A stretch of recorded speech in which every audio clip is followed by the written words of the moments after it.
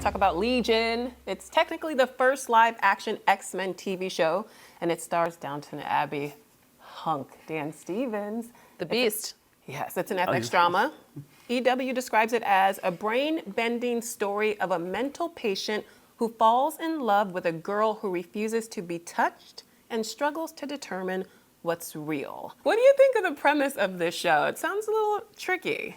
I watched the first episode. I was not exactly sure what was happening the entire time. Okay. And it does sort of have that thing where it kind of sends you off center. You're just not really sure what's happening, but I think that's also very intriguing because they're not putting everything out there at the very beginning. You have to keep watching, you have to keep tuning in to know exactly what's happening. It comes from Noah Hawley, who did Fargo, another show where you might have sometimes been scratching your head being like, oh, there's a UFO in like Dakotas, you know, but that's like the intriguing part of it, I think. Yeah, I mean, he has a very ambitious, like, artistic statement with this show. Where he doesn't want it to be like a traditional kind of superhero kind of thing with a bunch of capes and fights. It's sort of like a different.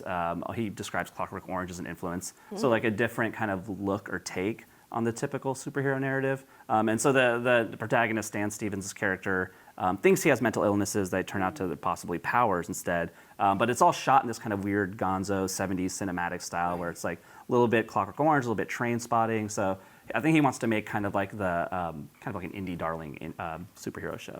I mean, I'm obsessed with Noah Hawley. I think he is such a genius, and I think, you know, I've read his novels too. Like he's such a good writer, and he's so good at creating a world and a mood. I mean, I think Fargo is, you know, when you think about, you know, he is taking this whole mutant universe and adapting it to TV, and I think not lifting stories from the comics at all. I mean, he really is taking the world and writing in his own stories, which is what he did with Fargo. He took the world, and none of those characters, you know, or you know, there are little nods here and there, but he really told his own thing and did it so brilliantly. So I have faith in him for this. All right, so you're gonna tune in. Yeah. All right.